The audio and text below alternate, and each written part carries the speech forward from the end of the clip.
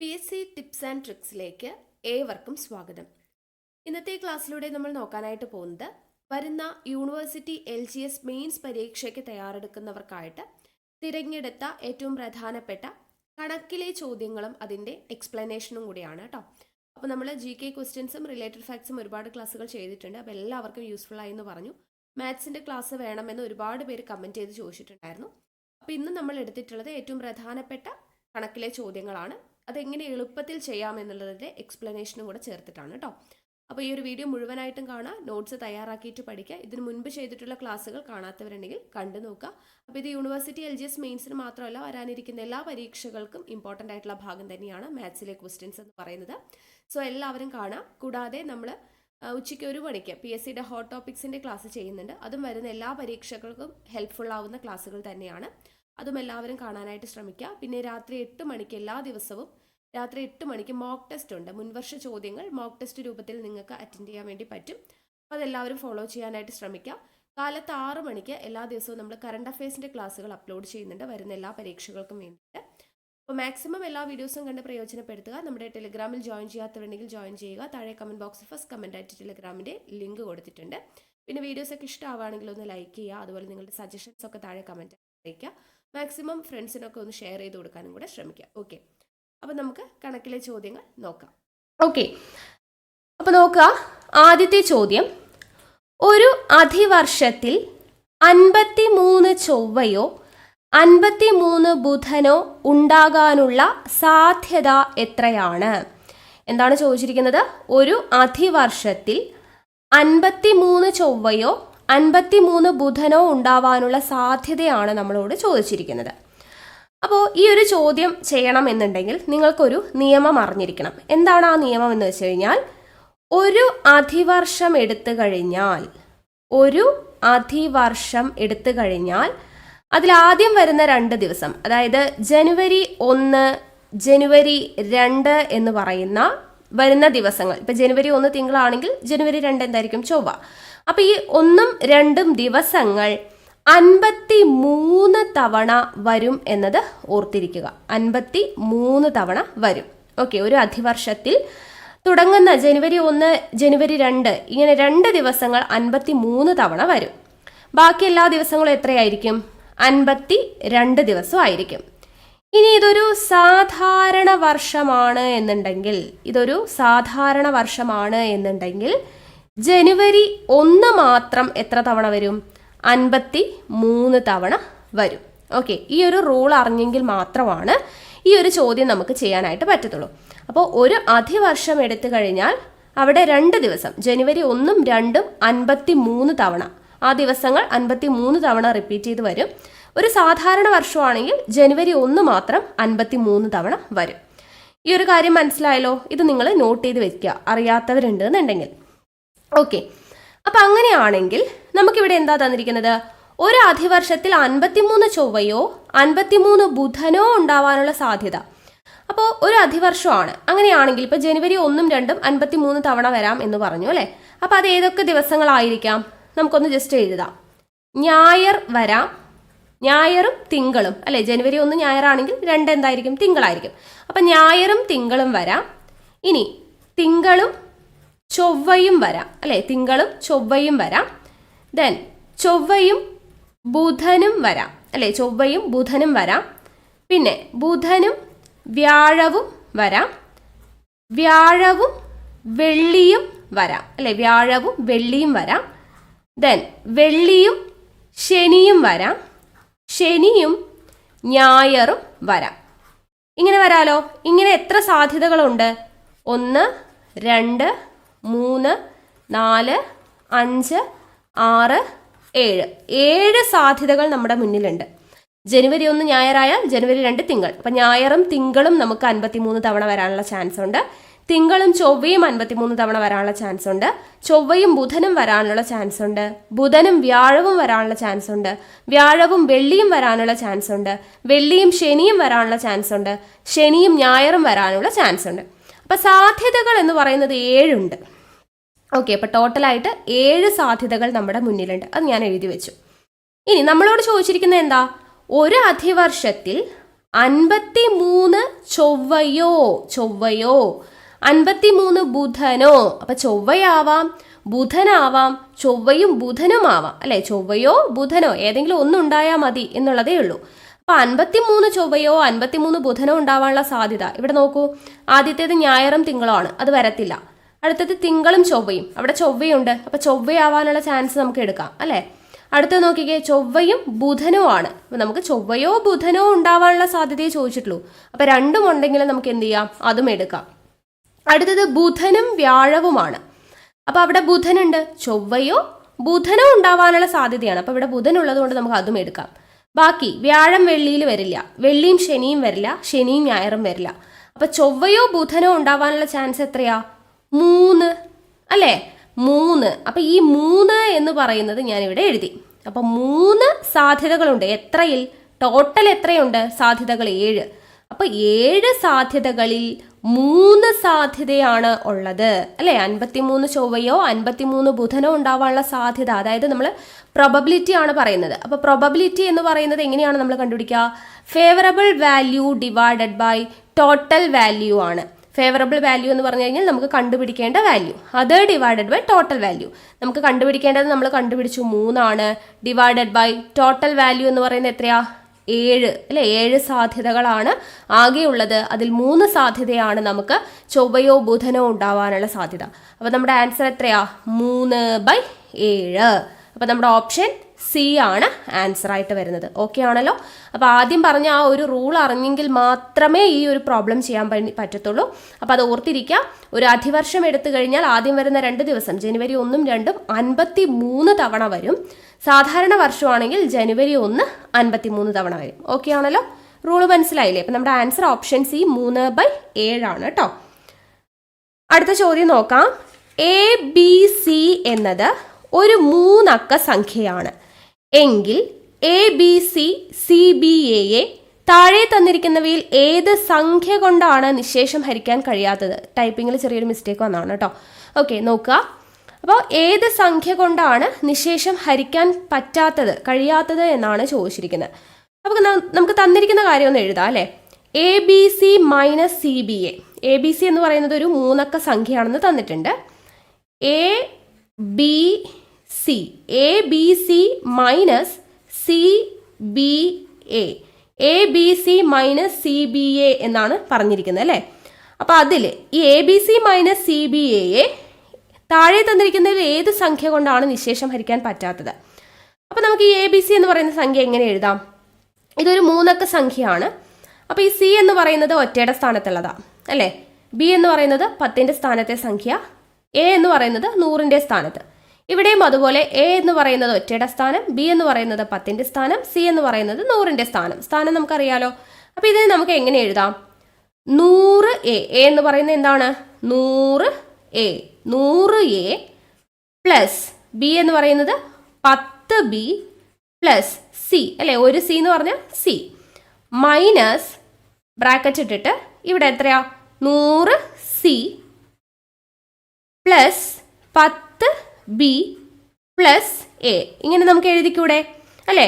അപ്പോൾ ABC എന്ന് പറയുന്നത് 3 അക്ക സംഖ്യ. 3 അക്കം എന്ന് പറയുമ്പോൾ ഒറ്റയുടെ അക്കമുണ്ട്, 10ന്റെ അക്കമുണ്ട്, 100ന്റെ അക്കമുണ്ട്. അപ്പോൾ ഒറ്റയുടെ അക്കത്തെ നമ്മൾ C എന്ന് എഴുതി. 10ന്റെ അക്കം എന്ന് പറയുമ്പോൾ 10B, 100ന്റെ അക്കം എന്ന് പറയുമ്പോൾ 100A. അങ്ങനെയാണല്ലോ അതിൻ്റെ പൊസിഷൻ വരുന്നത്. അപ്പോൾ അതിനെ നമ്മൾ ഇങ്ങനെ എഴുതി. ഇനി നമുക്കിതിനെ ഈ ബ്രാക്കറ്റൊക്കെ ഒന്ന് കളയണം അല്ലേ. അപ്പോൾ നമുക്ക് നോക്കാം, 100A plus 10B plus C. ഈ മൈനസ് നമ്മൾ അകത്തോട്ട് എടുത്തു കഴിഞ്ഞാൽ മൈനസ് 100C. ഈ പ്ലസ് B 10B എന്തായിട്ട് മാറും, മൈനസ് 10B മൈനസ് A എന്ന് നമുക്ക് കിട്ടും. ഓക്കെ, അപ്പോൾ ഇനി ഇത് നമുക്ക് സോൾവ് ചെയ്യുന്ന സമയത്ത് ഇവിടെ 100A ഉണ്ട്, ഇവിടെ മൈനസ് A ഉണ്ട് അല്ലേ. എയുടെ ടേമുകളൊക്കെ നമുക്ക് ഒരുമിച്ച് ചെയ്യാം. 100Aയിൽ നിന്നും ഒരു A പോയി കഴിഞ്ഞാൽ എന്താ, 100ൽ നിന്നും 1 പോയി കഴിഞ്ഞാൽ 99. അപ്പോൾ 100Aയിൽ നിന്നും ഒരു A പോയി കഴിഞ്ഞാൽ 99A. ഓക്കെ, ഇനി അടുത്തത് 10B പ്ലസ് 10Bയും മൈനസ് 10Bയും ക്യാൻസൽ ചെയ്ത് കളയാലോ. ക്യാൻസൽ ചെയ്ത് കളഞ്ഞു. ഇനി എന്താ ഉള്ളത്, പ്ലസ് C മൈനസ് 100C. അതായത് ഒരു Cയിൽ നിന്നും 100C കുറച്ചാൽ എങ്ങനെ കുറയ്ക്കും, 100Cയിൽ നിന്നും ഒരു C കുറച്ചാൽ 99C. നമ്മളിവിടെ ചെറുതിൽ നിന്ന് വലുത് കുറയ്ക്കുന്നത് കൊണ്ട് മൈനസ് ആയിട്ട് മാറി. ഓക്കെ, അപ്പോൾ 99A -99c എന്നായിട്ട് നമുക്ക് കിട്ടി. അപ്പോൾ ഇതിൽ നിന്ന് നമുക്ക് എന്ത് ചെയ്യാം, ഈ 99നെ കോമൺ ആയിട്ട് എടുക്കാം. അപ്പോൾ എന്ത് വരും, 99 കോമൺ ആയിട്ട് എടുത്തു കഴിഞ്ഞാൽ ബ്രാക്കറ്റിൽ a - c എന്ന് നമുക്ക് എഴുതാം അല്ലേ. 99a -99c അത് തന്നെയല്ലേ ഈ ബ്രാക്കറ്റാക്കി എഴുതിയിരിക്കുന്നത്. അപ്പോൾ നമ്മളതിൽ 99നെ പുറത്തോട്ട് എടുത്ത് എഴുതി. അപ്പം ഇങ്ങനെ ഒരു ടേം ആണ് നമുക്ക് കിട്ടിയത്, ABC - CBAനെ നമ്മൾ എഴുതി കഴിഞ്ഞപ്പോൾ. അപ്പോൾ ഇങ്ങനെ ഒരു ടേം കിട്ടിക്കഴിഞ്ഞാൽ ഇനി നമുക്ക് എന്ത് ചെയ്യാം, ഈ ഒരു സംഖ്യ എടുത്തു കഴിഞ്ഞാൽ ഇതിൽ എന്താണ് ഇതിൻ്റെ അർത്ഥം, ഇവിടെ 99 കൊണ്ട് അല്ലെങ്കിൽ 99ൻ്റെ എല്ലാ ഘടകങ്ങൾക്കും ഈ ഒരു സംഖ്യ 99 × a - c എന്ന് പറയുന്ന ഒരു സംഖ്യയെ അല്ലേ, 99ൻ്റെ എല്ലാ ഘടകങ്ങൾക്കും ഈ ഒരു സംഖ്യയെ ഹരിക്കാം, നിശേഷം ഹരിക്കാം എന്നല്ലേ അതിൻ്റെ അർത്ഥം. അതുപോലെ a - c കൊണ്ടും ഹരിക്കാം. അപ്പം 99ൻ്റെ എല്ലാ ഘടകങ്ങൾക്കും ഹരിക്കാമെന്ന് പറയുമ്പോൾ ഈ തന്നിരിക്കുന്ന ഓപ്ഷനിൽ 99ൻ്റെ ഘടകമായിട്ട് വരുന്നവ ഏതൊക്കെയാണെന്ന് നോക്കിക്കഴിഞ്ഞാൽ അതിലല്ലാത്ത അതായിരിക്കും നമ്മുടെ ആൻസർ ആയിട്ട് വരിക അല്ലേ. അപ്പോൾ ആദ്യത്തെ നമ്പർ എടുക്കാം, 9. 9 എന്ന് പറയുന്നത് 99ൻ്റെ ഘടകമാണോ? ആണ് അല്ലേ. 11 × 9 ചെയ്ത് കഴിഞ്ഞാൽ നമുക്ക് എന്ത് കിട്ടും, 99 കിട്ടും. സോ 9നെ നമുക്ക് നിശേഷം ഹരിക്കാവുന്നതാണ്. ഓക്കെ, നിശേഷം ഹരിക്കാമെന്നാണ് കേട്ടോ, ആൻസർ ഇതല്ല. ഇനി അടുത്തത് 11. ഇപ്പം നമ്മൾ പറഞ്ഞു 11 × 9 ആ 99. അപ്പോൾ 11ഉം എന്താണ്, 99ൻ്റെ ഘടകമാണ്. അടുത്തത് നോക്കിക്കേ, ഇവിടെ 33. 33 എന്ന് പറയുന്നത് 33 × 3 എത്രയാ, 99 ആണ് അല്ലേ. അപ്പം 33ഉം 99ൻ്റെ ഘടകമാണ്. അപ്പോൾ അതിൽ ഉൾപ്പെടാത്ത ആൾ ആര് മാത്രമേ ഉള്ളൂ, 18 അല്ലേ. അപ്പോൾ ഓപ്ഷൻ സി ആണ് നമ്മുടെ ആൻസർ ആയിട്ട് വരുന്നത്, 18. ഓക്കെ ആണല്ലോ. എങ്ങനെയാണ് ചെയ്തതെന്ന് മനസ്സിലായല്ലോ. ഇവിടെ ABC എന്ന് പറയുന്ന 3 അക്ക സംഖ്യ എന്ന് തന്നിട്ടുണ്ട്. ABC - CBA എന്ന് പറയുന്നതിനെ ഏത് സംഖ്യ കൊണ്ട് നിശേഷം ഹരിക്കാൻ കഴിയില്ല എന്നാണ് ചോദിച്ചിരിക്കുന്നത്. സോ നമ്മൾ തന്നിരിക്കുന്ന ABC - CBA എന്നുള്ളത് എടുത്തെഴുതി, അതിനുശേഷം അതിൻ്റെ സ്ഥാനം എത്രയാണെന്നുള്ളതിനനുസരിച്ച് നമ്മൾ നമ്പർ നൽകി. അപ്പോൾ 100A + 10B + C ആ ഒരു രീതിക്ക് നമ്മൾ എഴുതി ക്യാൻസൽ ചെയ്തു. നമുക്ക് അവസാനം കിട്ടിയത് എന്താ, 99 × a - c. അപ്പോൾ ഇതിൽ വരുന്ന ഈ 99 എന്ന് പറയുന്നതിൻ്റെ ഘടകങ്ങൾ അതിനെല്ലാം നമുക്ക് എന്ത് ചെയ്യാം, നിശേഷം ഹരിക്കാൻ വേണ്ടി പറ്റും. അപ്പോൾ അതിൽ ഉൾപ്പെടാത്ത നമ്പർ ആരാണ്, 18 ആണ്. സോ നമ്മുടെ ആൻസർ എന്തായിട്ട് വന്നു, 18. ഓക്കെ ആണല്ലോ. അടുത്ത ചോദ്യം നോക്കാം. 14, 11, 8, x, 19 എന്നിവയുടെ ശരാശരി 13 ആയാൽ എക്സിൻ്റെ വില എന്ത് എന്നാണ് ചോദ്യം. നോക്കുക, എളുപ്പമുള്ളൊരു ചോദ്യമാണ്. നമുക്ക് കുറച്ച് നമ്പേഴ്സ് തന്നിട്ടുണ്ട്, അതിൻ്റെ ശരാശരി തന്നിട്ടുണ്ട് 13 ആണെന്ന്. അങ്ങനെയാണെങ്കിൽ എക്സിൻ്റെ വിലയാണ് ചോദിച്ചിരിക്കുന്നത്. നമുക്കറിയാം, നമ്മൾ ശരാശരിയുടെ ക്ലാസ്സൊക്കെ പഠിച്ചിട്ടുള്ളതാണ് അല്ലേ. ശരാശരി കാണാമെന്ന് പറയുമ്പോൾ ഇവിടെ എത്ര നമ്പേഴ്സ് ഉണ്ട്, 1, 2, 3, 4, 5 അല്ലേ. ഈ 5 സംഖ്യകളുടെ ശരാശരി എന്ന് പറയുന്നത് 13 തന്നിട്ടുണ്ട് അല്ലേ. 5 സംഖ്യ എന്ന് പറയുമ്പോൾ അപ്പോൾ അതെന്താണ്, എണ്ണമാണ് അല്ലേ. സംഖ്യകളുടെ എണ്ണം 5 ആണ്. 5 സംഖ്യകളുണ്ട്, അതിൽ എക്സിൻ്റെ വില നമുക്ക് അറിയില്ല, കണ്ടുപിടിക്കണം. പക്ഷെ അവിടെ ഒരു സംഖ്യ ഉണ്ടല്ലോ. അപ്പോൾ 1, 2, 3, 4, 5 സംഖ്യകളുടെ എണ്ണം 5 ആണ്. അവയുടെ ശരാശരി 13 ആണ്. ശരാശരിയും എണ്ണവും കിട്ടിയാൽ നമുക്ക് എന്ത് കണ്ടുപിടിക്കാം, തുക കണ്ടുപിടിച്ചൂടെ. നമുക്കറിയാം ശരാശരിയുടെ ഇക്വേഷൻ എന്താ, ശരാശരി സമം ആകെ തുക ബൈ എണ്ണമാണ് അല്ലേ. ശരാശരി സമം ആകെ തുക ബൈ എണ്ണമാണ്. നമുക്കതിൽ ശരാശരിയും അറിയാം എണ്ണവും അറിയാം. അങ്ങനെയാണെങ്കിൽ തുക കാണാൻ എന്ത് ചെയ്താൽ മതി, തുക കാണാനായിട്ട് ഇങ്ങനെ ക്രോസ് ചെയ്യുക അല്ലേ. അപ്പം ശരാശരി ഇവിടെ ഹരിക്കണം, എന്താണ് എണ്ണം എന്നുള്ളത് എന്തായിട്ട് മാറും, ഗുണിക്കണം അല്ലേ. അപ്പം ശരാശരി × എണ്ണം ചെയ്ത് കഴിഞ്ഞാൽ നമുക്ക് എന്ത് കിട്ടി, തുക കിട്ടി. അപ്പം ശരാശരി എത്രയാ, 13 × എണ്ണം എത്രയാ, 5. അപ്പോൾ നമ്മുടെ ആൻസർ എത്ര കിട്ടി, 13 × 5. 5 3 15 5, ഒരു 5 5 1 6, 65 തുകയാണ് നമ്മളിപ്പോൾ കണ്ടുപിടിച്ചിരിക്കുന്നത് കേട്ടോ. അപ്പോൾ 5 സംഖ്യകളുടെ ശരാശരി 13 ആണെങ്കിൽ അവയുടെ തുക എന്ന് പറയുന്നത് 65 ആണ്. അപ്പം തുക 65 എന്ന് പറഞ്ഞാൽ എന്താ, ഈ 5 സംഖ്യയും കൂടെ കൂട്ടിക്കഴിഞ്ഞാൽ നമുക്ക് എന്ത് കിട്ടണം, 65 കിട്ടണം അല്ലേ. അപ്പം അതിൽ ബാക്കിയുള്ള സംഖ്യകൾ തമ്മിൽ കൂട്ടി നോക്കാം നമുക്ക്. അപ്പോൾ എന്താണ് അതിൽ എക്സിൻ്റെ വാല്യൂ നമുക്ക് കണ്ടുപിടിക്കാമല്ലോ. ഇത് തന്നിരിക്കുന്നത് ഇങ്ങനെയാണ്. അപ്പോൾ ഇതിൽ 14ഉം 11ഉം എത്രയാ, 25. 25ഉം 8ഉം എത്രയാ, 33. 33ഉം 19ഉം എത്രയാണ്, 52 അല്ലേ. 33ഉം 19ഉം 52. അപ്പോൾ 52, 4 സംഖ്യകൾ തമ്മിൽ കൂട്ടിയപ്പോൾ 52 കിട്ടി. അപ്പോൾ എക്സിൻ്റെ വാല്യൂ കിട്ടാൻ ആകെ തുക കിട്ടിയത് എത്രയാ? 65. 4 സംഖ്യകൾ കൂടെ കൂട്ടിയപ്പോൾ 52 കിട്ടി. അപ്പോൾ അതിൽ നിന്നും 65-ൽ നിന്നും ആ 52 കുറച്ച് കഴിഞ്ഞാൽ നമുക്ക് എന്ത് കിട്ടും? 5-ാമത്തെ സംഖ്യ കിട്ടും. അപ്പോൾ 65-ൽ നിന്നും 52 പോയാൽ എത്രയാ? 13. നമ്മുടെ ആൻസറായി. ഓപ്ഷൻ സി ആണ് നമ്മുടെ ആൻസർ. വളരെ ഈസി അല്ലേ? അപ്പോൾ നമുക്ക് 5 സംഖ്യകൾ തന്നിട്ടുണ്ട്, അതിൻ്റെ ശരാശരി 13 തന്നിട്ടുണ്ട്. എക്സിൻ്റെ വില കണ്ടുപിടിക്കണം. അപ്പോൾ ശരാശരി കിട്ടി, സംഖ്യയുടെ എണ്ണവും അറിയാം. അങ്ങനെയാവുമ്പോൾ നമുക്ക് തുക കണ്ടുപിടിക്കാം. അപ്പോൾ ആകെ തുക എന്ന് പറയുന്നത് കണ്ടുപിടിച്ച് കഴിഞ്ഞാൽ 5 സംഖ്യകളും കൂടെ കൂട്ടുമ്പോഴാണ് തുക കിട്ടുന്നത്. അപ്പോൾ അതിലുള്ള 4 സംഖ്യകളും കൂടെ കൂട്ടുമ്പോൾ ഒരു തുക കിട്ടും. ടോട്ടൽ തുകയിൽ നിന്നും അത് കുറച്ച് കഴിഞ്ഞാൽ നമുക്ക് എന്ത് കിട്ടും? 5-ാമത്തെ സംഖ്യ കിട്ടും. നമ്മുടെ ആൻസർ ഓപ്ഷൻ സി 13. ഓക്കെ, അടുത്ത ചോദ്യം നോക്കാം. ഇത് കുറച്ച് ഇൻട്രസ്റ്റിംഗ് ആയിട്ടുള്ളൊരു ചോദ്യമാണ്. നോക്കാം കേട്ടോ. ഒരു കള്ളൻ നേർരേഖയിലുള്ള ഒരു റോഡിൽ കൂടി 11 മീറ്റർ പെർ സെക്കൻഡിൽ മോട്ടോർ സൈക്കിളിൽ പോകുന്നു. പോലീസ് കള്ളനെ പിടിക്കാനായി 16 മീറ്റർ പെർ സെക്കൻഡിൽ ജീപ്പിൽ കള്ളനെ പിന്തുടരുന്നു. ഈ നിമിഷത്തിൽ പോലീസിനും കള്ളനും ഇടയിലുള്ള ദൂരം 45 മീറ്റർ ആയാൽ പോലീസിന് എത്ര സമയം കൊണ്ട് കള്ളനെ പിടിക്കാൻ കഴിയും? ഇതാണ് നമ്മുടെ ചോദ്യം. അപ്പോൾ ചോദ്യം ഒന്ന് ശ്രദ്ധിച്ച് വായിക്കുക.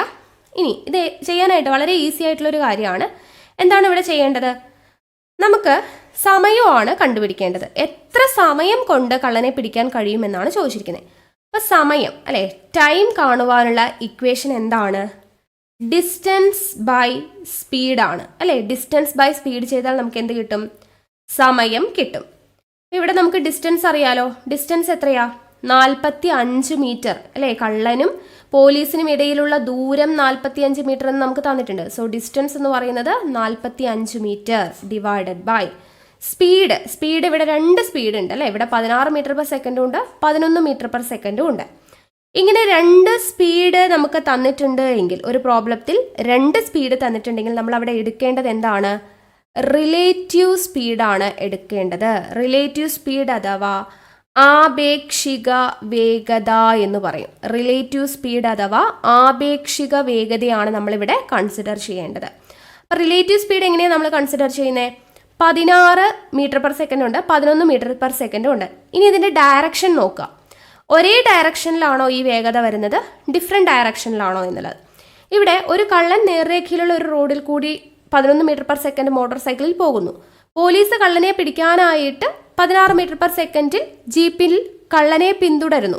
അപ്പോൾ കള്ളൻ ഇങ്ങോട്ടാണ് പോകുന്നതെങ്കിൽ കള്ളനെ പിന്തുടരുന്ന പോലീസും എങ്ങോട്ട് തന്നെയായിരിക്കും? കള്ളൻ്റെ ഡയറക്ഷനിൽ, കള്ളൻ്റെ പുറകിൽ തന്നെയല്ലേ പോലീസ് പോകുന്നത്, അല്ലാണ്ട് വേറെ ഡയറക്ഷനിൽ പോകത്തില്ല. അപ്പോൾ സെയിം ഡയറക്ഷനിലാണ് രണ്ടാളും പോകുന്നത്. അപ്പോൾ സെയിം ഡയറക്ഷനിൽ, ഒരേ ഡയറക്ഷനിലാണ് പോകുന്നതെങ്കിൽ നമ്മൾ റിലേറ്റീവ് സ്പീഡ് കിട്ടാൻ വേണ്ടി എന്ത് ചെയ്യണം? ഈ തന്നിരിക്കുന്ന 2 സ്പീഡും കൂടെ മൈനസ് ചെയ്യുക. സെയിം ഡയറക്ഷനിലാണെങ്കിൽ മൈനസ് ചെയ്യുക. അപ്പോൾ 16 മൈനസ് 11 ചെയ്ത് കഴിഞ്ഞാൽ നമുക്ക് എന്ത് കിട്ടും? 5 എന്ന് കിട്ടും. ഓക്കെ, ഇനി ഇതിപ്പോൾ ഇങ്ങനെ ഡിഫറെൻറ്റ് ഡയറക്ഷനിലാണെങ്കിൽ എന്ത് ചെയ്യണം? ഈ 2ഉം കൂടെ കൂട്ടുകയാണ് ചെയ്യേണ്ടത്. ഓക്കെ, അപ്പോൾ നമുക്ക് ഇവിടെ സെയിം ഡയറക്ഷനിലായതുകൊണ്ട് നമ്മൾ എന്ത് ചെയ്തു? കുറച്ചു. അപ്പോൾ നമുക്ക് 5 എന്ന് കിട്ടി. സോ സ്പീഡ് 5 കിട്ടി. അപ്പോൾ ഇവിടെ ഡിസ്റ്റൻസ് 45, സ്പീഡ് 5. നമ്മുടെ ആൻസർ എത്രയാ? 45/5 ചെയ്ത് കഴിഞ്ഞാൽ 9 സെക്കൻഡ് എന്ന് നമുക്ക് ആൻസർ കിട്ടി. ഓക്കെ ആണല്ലോ, വളരെ ഈസിയാണ്. ഓപ്ഷൻ ബി ആണ് ആൻസർ. ഇത്രയേ ഉള്ളൂ. അപ്പോൾ ഇവിടെ നമുക്ക് 2 സ്പീഡ് തന്നിട്ടുണ്ട്, അതുമാത്രം ശ്രദ്ധിച്ചാൽ മതി. 2 സ്പീഡ് തന്നിട്ടുണ്ടെങ്കിൽ എന്ത് ചെയ്യുക? റിലേറ്റീവ് സ്പീഡ് എടുക്കുക. റിലേറ്റീവ് സ്പീഡ് എടുക്കുമ്പോൾ സെയിം ഡയറക്ഷനിലാണ് പോകുന്നതെങ്കിൽ 2 വാല്യൂം കൂടെ മൈനസ് ചെയ്യുക. ഓപ്പോസിറ്റ് ഡയറക്ഷനിലാണെന്നുണ്ടെങ്കിൽ 2 വാല്യൂം കൂടെ പ്ലസ് ചെയ്യുക. അത് മാത്രം ഓർത്താൽ മതി. ഓക്കെ ആണല്ലോ. അപ്പോൾ നമ്മുടെ ആൻസർ എന്താ? ഓപ്ഷൻ ബി ആണ്, 9 സെക്കൻഡ്. അടുത്ത ചോദ്യം നോക്കുക. ഇത് കഴിഞ്ഞ ഡിഗ്രി ലെവലിന് ചോദിച്ചിട്ടുണ്ടായിരുന്ന, എല്ലാവരെയും കുഴപ്പിച്ച ഒരു ചോദ്യമാണ്. അപ്പോൾ അതൊന്ന് ശ്രദ്ധിക്കുക കേട്ടോ. ഇതുപോലുള്ള ചോദ്യങ്ങൾ ഇനിയും വരാം. ഇത് NCERT ടെക്സ്റ്റിനെ ബേസ് ചെയ്തുകൊണ്ട് ചോദിച്ചിട്ടുള്ള ഒരു ചോദ്യമാണ് കേട്ടോ, ഡിഗ്രി പ്രിലിംസിന്. ശ്രദ്ധിച്ചേക്കണേ.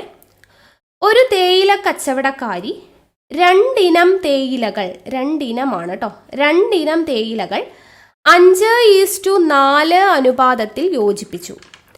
ആദ്യ ഇനം തേയിലയ്ക്ക് കിലോയ്ക്ക് 200 രൂപയും രണ്ടാമത്തെ ഇനത്തിന് കിലോയ്ക്ക് 300 രൂപയും വിലയാണ്. തേയില യോജിപ്പിച്ച് വിൽക്കുന്നത് കിലോയ്ക്ക് 250 രൂപയ്ക്കാണ്. എങ്കിൽ ലാഭത്തിൻ്റെയോ നഷ്ടത്തിൻ്റെയോ ശതമാനം കണക്കാക്കുക എന്നാണ് പറഞ്ഞിരിക്കുന്നത്. അപ്പോൾ നമുക്ക് തന്നിരിക്കുന്ന കാര്യങ്ങളൊക്കെ ഒന്ന് എഴുതിയിടാം അല്ലേ. തന്നിരിക്കുന്ന എന്താ, ഒരു തേയില കച്ചവടക്കാരി 5:4 എന്ന് പറയുന്ന അനുപാതത്തിലാണ് അവരുടെ തേയിലകൾ യോജിപ്പിച്ചിരിക്കുന്നത്. ഓക്കെ, 5:4 അനുപാതത്തിൽ. അപ്പോൾ നമുക്ക് ഈ തേയില ഉള്ളത് 5 കിലോ ആയിട്ട് എടുക്കാം അല്ലേ. ഇവിടെ 5x 4x ഒക്കെ ഇട്ട് കൊടുക്കുമ്പോൾ x ഒക്കെ ക്യാൻസലായി പോകും, അങ്ങനെയാണ് അത് വരിക. ഇവിടെ നോക്കുക, ഇപ്പം 5 കിലോ, അപ്പോൾ 5:4 എന്ന് പറയുന്ന അനുപാതത്തിലാണ് യോജിപ്പിക്കുന്നത്. അപ്പോൾ ഇവിടെ 5 കിലോ, ആദ്യത്തെ ഇനം തേയില, ഫസ്റ്റ് ഇനം എന്ന് പറയുന്നത് 5 കിലോ ഉണ്ട്, 5 കിലോ ഉണ്ട്. രണ്ടാമത്തേത് 4 കിലോ തേയിലയുണ്ട്. ഇനി ആദ്യം പറഞ്ഞിരിക്കുന്നത് എന്താണ്, ആദ്യ ഇനം തേയില കിലോയ്ക്ക് 200 രൂപ. ആദ്യ ഇനം തേയില, അതായത് ഈ 5 കിലോ ഉള്ള തേയില കിലോയ്ക്ക് എത്രയാണ്, 200 രൂപ. അപ്പം കിലോയ്ക്ക് 200 രൂപയാണെങ്കിൽ 5 കിലോയ്ക്ക് എത്ര വരും, 5 × 200 ചെയ്യുമ്പോൾ നമുക്ക് എത്ര കിട്ടും, 1000 എന്ന് കിട്ടും അല്ലേ. അപ്പം 5 കിലോ × 200 ചെയ്യുമ്പോൾ 1000 കിട്ടും. അപ്പം 5 കിലോ തേയിലയുണ്ട്, കിലോയ്ക്ക് 200 രൂപ വെച്ച് 1000 രൂപയാണ് ഈ തേയില, 5 കിലോ തേയില വാങ്ങിക്കാനായിട്ട് ആ കച്ചവടക്കാരിക്ക് ചിലവായത്. ഇനി അടുത്തത് രണ്ടാമത്തെ ഇനത്തിന് കിലോയ്ക്ക് 300 രൂപ. അപ്പോൾ രണ്ടാമത്തെ ഇനം നമ്മുടെ കയ്യിൽ എത്രയുണ്ട്, 4 കിലോ ഉണ്ട് കച്ചവടക്കാരിയുടെ കയ്യിൽ. അവരത് കിലോയ്ക്ക് 300 രൂപ വെച്ചിട്ട് വാങ്ങി. അപ്പോൾ അത് ഗുണിക്കുന്ന സമയത്ത് നമുക്ക് എന്ത് കിട്ടും, വാങ്ങിയ വില 1200 എന്ന് കിട്ടും. 4 3 12, അപ്പോൾ 1200. അപ്പോൾ 5 കിലോ ഉള്ള തേയില 1000 രൂപയ്ക്കും 4 കിലോ ഉള്ള തേയില 1200 രൂപയ്ക്കും വാങ്ങിച്ചു. സോ അവർ മൊത്തത്തിൽ വാങ്ങിച്ച തേയില ടോട്ടലായിട്ട് എത്ര കിലോ ഉണ്ട്, 9 കിലോ. അപ്പോൾ ഈ 9 കിലോ തേയില വാങ്ങാനായിട്ട് അവർ ചിലവാക്കിയ പൈസ എത്രയാ, 2200 അല്ലേ. 1000ഉം 1200ഉം കൂടെ പ്ലസ് ചെയ്താൽ മതി. അപ്പോൾ 2200 രൂപ അവർ ചിലവാക്കി. അവരുടെ വാങ്ങിയ വിലയാണ് ഇത്. 9 കിലോ തേയില വാങ്ങിയ വിലയാണ് 2200. ഇനി അടുത്ത സ്റ്റെപ്പിൽ എന്താണ് പറഞ്ഞത്, ഇവർ ഈ തേയിലേനെ യോജിപ്പിച്ചു, അതായത് 9 കിലോ ആക്കി അല്ലെ. 5ഉം 4ഉം കൂടെ ചേർത്തിട്ട് 9 കിലോ തേയിലയെ മിക്സ് ചെയ്തു. ഈ മിക്സ് ചെയ്ത തേയില, അതായത് 9 കിലോ തേയില എന്ന് പറയുന്നത് വിൽക്കുന്നത് എങ്ങനെയാ, കിലോയ്ക്ക് 250 രൂപയ്ക്കാണ്. അപ്പോൾ 1 കിലോയ്ക്ക് 250. അപ്പോൾ 9 കിലോയ്ക്ക് എന്ന് പറയുമ്പോൾ 9 കിലോ × 250 ചെയ്യുമ്പോൾ എത്ര രൂപ വരും, 2250 വരും. ഓക്കെ, അപ്പോൾ യോജിപ്പിച്ചതിന് ശേഷം 9 കിലോ തേയില കിലോയ്ക്ക് 250 രൂപ വീതം 2250 രൂപയ്ക്ക് ഇവരെന്ത് ചെയ്തു, വിറ്റു. എങ്കിൽ ഇവരുടെ ലാഭത്തിൻ്റെയോ നഷ്ടത്തിൻ്റെയോ ശതമാനം, 2200 രൂപയ്ക്ക് വാങ്ങിച്ചിട്ടുള്ള ഒരു സാധനം 2250 വിറ്റു എന്ന് പറയുമ്പോൾ അവിടെ എത്രയാ, ലാഭമാണ്. എത്ര ലാഭം കിട്ടി, 50 രൂപ ലാഭത്തിനാണ് ഇവർ വിറ്റിരിക്കുന്നത്. 50 രൂപ ലാഭത്തിനാണ് വിറ്റിരിക്കുന്നത്. അപ്പോൾ ഇതിൻ്റെ ശതമാനമാണ് നമുക്ക് കണ്ടുപിടിക്കേണ്ടത് അല്ലേ. ലാഭം നമുക്ക് കിട്ടിയ 50. അതിൻ്റെ ശതമാനം കണ്ടുപിടിക്കാൻ എന്താ ചെയ്യേണ്ടത്, ലാഭശതമാനം കാണാനായിട്ടുള്ള ഇക്വേഷൻ എന്താ, ലാഭം ഡിവൈഡഡ് ബൈ വാങ്ങിയ വില ഇൻറ്റു 100 ചെയ്താൽ നമുക്ക് എന്ത് ചെയ്യാം, ലാഭശതമാനം. ഇനി നഷ്ടശതമാനമാണെങ്കിൽ നഷ്ടം ഡിവൈഡഡ് ബൈ വാങ്ങിയ വില ഇൻറ്റു 100 അല്ലേ. നമ്മൾ എത്ര രൂപയ്ക്ക് വാങ്ങി എന്നതിനനുസരിച്ചിട്ടല്ലേ നമുക്ക് എത്ര ലാഭം കിട്ടി, നഷ്ടം വന്നു എന്നൊക്കെ നമ്മൾ പറയുക. അതുപോലെ തന്നെ അപ്പോൾ ലാഭം കിട്ടിയത് ഡിവൈഡഡ് ബൈ വാങ്ങിയ വില ഇൻറ്റു 100 ചെയ്യുമ്പോൾ നമുക്ക് ലാഭശതമാനം കിട്ടും. ലാഭം എത്രയാ, 50 രൂപ ഡിവൈഡഡ് ബൈ വാങ്ങിയ വില എത്രയാണ്, 2200 ഇൻറ്റു 100 ചെയ്യുക. അപ്പോൾ ഈ 0യും ക്യാൻസലായി പോയി. 50 ഡിവൈഡഡ് ബൈ 22. അപ്പോൾ 50 ഡിവൈഡഡ് ബൈ 22 നമ്മൾ വെട്ടി ചെറുതാക്കുമ്പോൾ നമുക്ക് എന്ത് കിട്ടും, 2 വെച്ച് വെട്ടുമ്പോൾ 25, ഇവിടെ 11.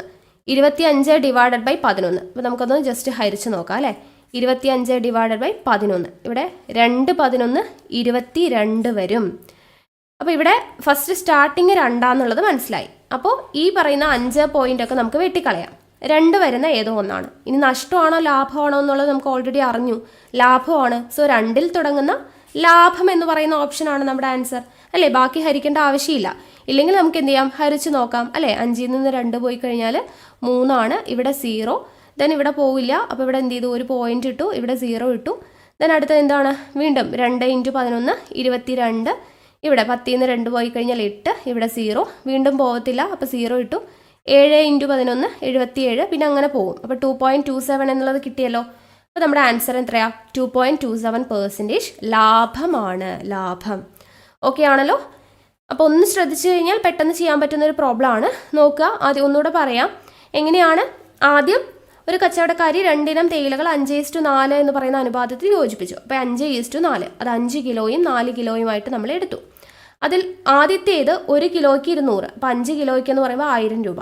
4 കിലോയുടേത് കിലോയ്ക്ക് 300, അപ്പോൾ 4 കിലോയ്ക്ക് ടോട്ടൽ 1200. അങ്ങനെ മൊത്തത്തിൽ അവർ വാങ്ങിച്ച വില 2200.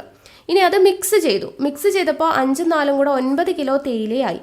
അത് 1 കിലോയ്ക്ക് 250 എന്ന് പറയുന്ന രൂപയ്ക്കാണ് വിൽക്കുന്നത്. അപ്പോൾ 9 കിലോയ്ക്ക് മൊത്തം എത്ര വിൽക്കും? 2250 രൂപയ്ക്ക് വിൽക്കും. അപ്പോൾ അവർക്കുണ്ടായ ലാഭം 50 രൂപ. 50 രൂപ ലാഭമാണ്. അപ്പോൾ അതിൻ്റെ ശതമാനം കാണാൻ ലാഭം ഡിവൈഡഡ് ബൈ വാങ്ങിയ വില ഇൻറ്റു 100, 50 ഡിവൈഡഡ് ബൈ 2200 ഇൻറ്റു 100 ചെയ്തപ്പോൾ നമുക്ക് കിട്ടിയ ആൻസർ 2.27% ലാഭം. ഓക്കെ ആണല്ലോ. അടുത്ത ചോദ്യം നോക്കുക. ഒരു മുറിയുടെ തറയുടെ നീളവും വീതിയും യഥാക്രമം 7.5 മീറ്ററും 2 മീറ്ററുമാണ്.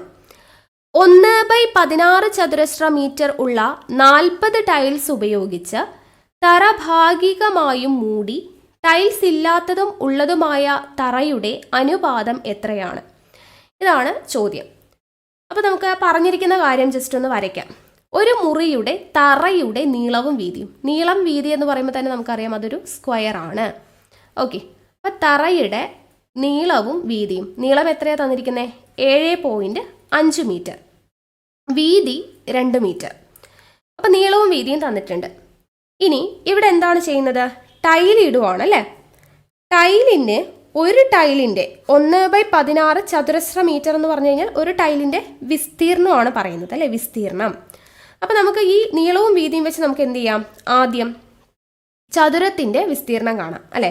അപ്പോൾ ചതുരത്തിൻ്റെ വിസ്തീർണം കാണാൻ നീളം നമ്മുടെ കയ്യിലുണ്ട്, വീതിയുമുണ്ട്. അപ്പം നീളം ഇൻറ്റു വീതി ചെയ്ത് കഴിഞ്ഞാൽ നമുക്ക് എന്ത് കിട്ടും? സ്ക്വയറിൻ്റെ ഏരിയ കിട്ടും. അപ്പോൾ നമുക്ക് എത്ര കിട്ടും? നീളം ഇൻറ്റു വീതി 7.5 ഇൻറ്റു 2 എന്ന് പറയുന്നത് 15 മീറ്റർ സ്ക്വയർ, അതായത് ചതുരശ്ര മീറ്റർ. അപ്പോൾ 15 ചതുരശ്ര മീറ്റർ ആണ് സ്ക്വയറിൻ്റെ ഏരിയ. നമുക്ക് ഒരു ടൈലിൻ്റെ ഏരിയ തന്നിട്ടുണ്ട്. എത്രയാ? 1/16. അങ്ങനെ എത്ര ടൈൽസ് ഉപയോഗിച്ചു എന്നാണ് പറയുന്നത്? 40. അപ്പോൾ 40 ടൈൽസിൻ്റെ ഏരിയ എത്രയായിരിക്കും? 40 ഇൻറ്റു 1/16. അപ്പോൾ ഇതിനെ നമുക്ക് ജസ്റ്റ് കട്ട് ചെയ്യുമ്പോൾ 2 വെച്ചിട്ട് കട്ട് ചെയ്യുമ്പോൾ എത്ര വരും? നമുക്കിവിടെ 3 വെച്ച് കട്ട് ചെയ്യാം അല്ലേ? 3 വെച്ച് കട്ട് ചെയ്യുന്ന സമയത്ത് 3 വെച്ചിട്ടല്ല 8 വെച്ചിട്ട് കട്ട് ചെയ്യാം അല്ലേ? 2 8 16. 40 8 എത്ര പ്രാവശ്യം പോവും? 5 പ്രാവശ്യം പോവും. അപ്പോൾ എത്ര കിട്ടി നമുക്ക്? 5/2 എന്ന് കിട്ടി. അതായത് 2.5 ചതുരശ്ര മീറ്റർ ആണ് എന്തിൻ്റെ? 40 ടൈലിൻ്റെ വിസ്തീർണം. ഓക്കെ, അപ്പോൾ മൊത്തം ചതുരത്തിൻ്റെ വിസ്തീർണം, അതായത് തറയുടെ വിസ്തീർണം എന്ന് പറയുന്നത് 15 മീറ്റർ സ്ക്വയർ. ഈ ടൈലിൻ്റെ വിസ്തീർണം 40 ടൈൽസ് ഉപയോഗിച്ചിട്ട് ഉള്ള വിസ്തീർണം 2.5. പക്ഷെ അവിടെ മുഴുവനായിട്ട് ഭാഗിച്ചിട്ടുണ്ടോ അല്ലെ? എന്താണ് ഈ ടൈൽ ഇട്ടിട്ടുണ്ടോ? ഇല്ല, ഭാഗികമായിട്ടാണ് ഇത് മൂടിയിരിക്കുന്നത്. ടൈൽസ് ഉപയോഗിച്ച് 40 ടൈൽസ് ഉപയോഗിച്ചിട്ട് തറ ഭാഗികമായി മൂടി എന്നാണ് പറയുന്നത്. അപ്പോൾ കുറച്ച് ഭാഗമൊക്കെ മൂടിയിട്ടുണ്ട് ടൈലിട്ടിട്ട്. അപ്പോൾ ഇതിപ്പോൾ ടൈലിട്ട് മൂടിയ ഭാഗമാണ് 2.5 എന്ന് വിചാരിക്കാം. അങ്ങനെയാണെങ്കിൽ മിച്ചം വരുന്ന ഭാഗം ഉണ്ടല്ലോ, അതാണ് നമുക്ക് കണ്ടുപിടിക്കേണ്ടത്. അപ്പോൾ മൊത്തം തറയുടെ വിസ്തീർണം നമുക്കറിയാം 15 മീറ്റർ സ്ക്വയറാണ്. ടൈല് 40 ടൈൽ ഉപയോഗിച്ച് മൂടിയ ഭാഗം നമുക്കറിയാം എത്രയാണ്? 2.5 ആണ്. അങ്ങനെയാണെങ്കിൽ ടൈൽ ഇടാത്ത ഏരിയയുടെ വിസ്തീർണം എത്രയാണ്? ടൈൽ ഇടാത്ത ഏരിയ എന്ന് പറയുന്നത് 15ൽ നിന്നും എന്ത് ചെയ്താൽ മതി? ഈ 2.5 മൈനസ് ചെയ്താൽ മതി. അപ്പോൾ എത്ര കിട്ടി? 12.5 എന്ന് കിട്ടി. ഇത് ടൈൽ ഇടാത്തത്. ഓക്കെ, ടൈൽ ഇടാത്തതിൻ്റെ വിസ്തീർണമാണ് കേട്ടോ. ടൈല് ഇടാത്തതിൻ്റെ വിസ്തീർണമാണ് 12.5. ടൈൽ ഇട്ടതിൻ്റെ 2.5, തറയുടെ 15 മീറ്റർ സ്ക്വയർ. ഇനി നമുക്ക് കണ്ടുപിടിക്കേണ്ടത് എന്താണ്? ടൈൽസ് ഇല്ലാത്തതും ഉള്ളതുമായ തറയുടെ അനുപാതം എത്രയാണെന്നാണ് ചോദിച്ചിരിക്കുന്നത്. ടൈൽസ് ഇല്ലാത്തത് എന്ന് പറയുന്നതിൻ്റെ വിസ്തീർണം 12.5. അത് ഈസ്റ്റു ടൈലുള്ളത് എത്രയാ? 2.5. അവ തമ്മിലുള്ള റേഷ്യോ ആണ് നമുക്ക് കണ്ടുപിടിക്കേണ്ടത്. അപ്പോൾ 12.5 ഈസ്റ്റു 2.5. ഇതെങ്ങനെ നമുക്ക് ഇതിൻ്റെ റേഷ്യോ എങ്ങനെ കണ്ടുപിടിക്കാൻ വേണ്ടി പറ്റും? ഒന്നുകിൽ ഈ പോയിന്റ് വെച്ചിട്ട് തന്നെ നമുക്ക് കട്ട് ചെയ്യാം, ഇല്ല പോയിന്റ് വെച്ച് ഹരിക്കാൻ അല്ലെങ്കിൽ ഡിവൈഡ് ചെയ്യാനൊന്നും അറിയാത്തവരുണ്ട് എന്നുണ്ടെങ്കിൽ എന്ത് ചെയ്യാം, നമുക്കിതിനെ പോയിന്റ് കളയാം. പോയിന്റ് കളയുമ്പോൾ എന്ത് ചെയ്യാം, ഇവിടെ രണ്ടിടത്തും ഓരോ സ്ഥാനമാണ്. സോ നമുക്ക് 10 കൊണ്ട് ഗുണിക്കാം. 10 കൊണ്ട് ഗുണിക്കുന്ന സമയത്ത് ഇത് 125 ആകും, ഇത് 25 ആവും, പോയിന്റ് ഒക്കെ മാറിയിട്ട്. അപ്പോൾ 125:25 എത്ര പ്രാവശ്യം പോകും? 25 എന്ന് പറയുന്നത് ഇവിടെ 25-ൽ 25 ഒരു പ്രാവശ്യം, 125-ൽ 25 5 പ്രാവശ്യം അല്ലെ, 5 25 125. അപ്പോൾ 5:1 എന്ന് പറയുന്ന അനുപാതം നമുക്ക് കിട്ടി. നമ്മുടെ ആൻസർ എത്രയാ? ഓപ്ഷൻ സി ആണ്, 5:1. ഓക്കെ, ഒന്നുകൂടെ പറഞ്ഞു തരാം. എന്താണ് ചെയ്തത്? ആദ്യം നമുക്ക് ഒരു മുറിയുടെ തറയുടെ നീളവും വീതിയും തന്നിട്ടുണ്ട്. അപ്പോൾ നമ്മൾ തറ വരച്ചു, അതിൻ്റെ നീളവും വീതിയും എഴുതി, അതിൻ്റെ വിസ്തീർണം നമ്മൾ കണ്ടുപിടിച്ച് വെച്ചു. പിന്നെ തന്നിരിക്കുന്നത് ഒരു ടൈലിൻ്റെ 1/16 ചതുരശ്ര മീറ്റർ ഉള്ള 40 ടൈൽസ് ഉപയോഗിച്ച്, അതായത് ഒരു ടൈലിൻ്റെ വിസ്തീർണം എന്ന് പറയുന്നത് 1/16 ആണ്. അങ്ങനെയുള്ള 40 ടൈൽസ്. അപ്പോൾ 40 ടൈൽസിൻ്റെ വിസ്തീർണം എന്ന് പറയുന്നത് 2.5 എന്ന് കിട്ടി. ഇനി ടൈല് ഭാഗികമായിട്ടാണ് ഇട്ടിരിക്കുന്നത്, അപ്പോൾ ഇടാത്ത ഭാഗം ഉണ്ടാവും. ടോട്ടലായിട്ട് തറയുടെ വിസ്തീർണം 15 മീറ്റർ സ്ക്വയർ, അതിൽ ടൈൽ ഇട്ട ഭാഗം 2.5 മീറ്റർ സ്ക്വയർ. അപ്പോൾ അതിൽ ഇടാത്ത ഭാഗം കണ്ടുപിടിക്കാൻ വേണ്ടിയിട്ട് ടോട്ടൽ തറയിൽ നിന്നും ഇട്ട ഭാഗത്തെ കുറച്ചാൽ മതി. അപ്പോൾ നമുക്ക് എത്ര കിട്ടി? ഇടാത്ത ഭാഗം 12.5 എന്ന് കിട്ടി. അപ്പോൾ നമ്മളോട് ചോദിച്ചത് അനുപാതമാണ്. ഏതൊക്കെ തമ്മിൽ? ടൈൽസ് ഇടാത്ത ഭാഗവും ഇട്ട ഭാഗവും തമ്മിലുള്ളത്. അപ്പോൾ ടൈൽസ് ഇടാത്ത ഭാഗം 12.5, ഇട്ട ഭാഗം 2.5, അത് തമ്മിലുള്ള റേഷ്യോ കണ്ടുപിടിച്ചു. എത്ര കിട്ടി? 5:1 എന്ന് കിട്ടി. ഓക്കെ ആണല്ലോ. ഒരു ഘടികാരത്തിലെ 12, 3, 7 ചേർന്ന് ഒരു ത്രികോണം നിർമ്മിക്കുന്നു. ഈ ത്രികോണത്തിലെ 3 കോണുകൾ ഏതൊക്കെയാണ്? അപ്പോൾ ഈ പറഞ്ഞിരിക്കുന്ന കാര്യം നമുക്കിവിടെ ഒന്ന് വരച്ചിടാം അല്ലെ. എന്താണ് പറഞ്ഞിരിക്കുന്നത്? ഒരു ഘടികാരത്തിലെ, അപ്പോൾ നമുക്കൊരു ഘടികാരം ഇവിടെ ഇങ്ങനെ വരയ്ക്കാം. ഒരു ഘടികാരം, അപ്പോൾ ഇവിടെ ദേ കിടക്കുന്നു 12, 6, 9, 3, 1, 2, 4, 5, 7, 8, 10, 11. ഓക്കെ, അപ്പോൾ ഇതൊരു ഘടികാരമാണ്.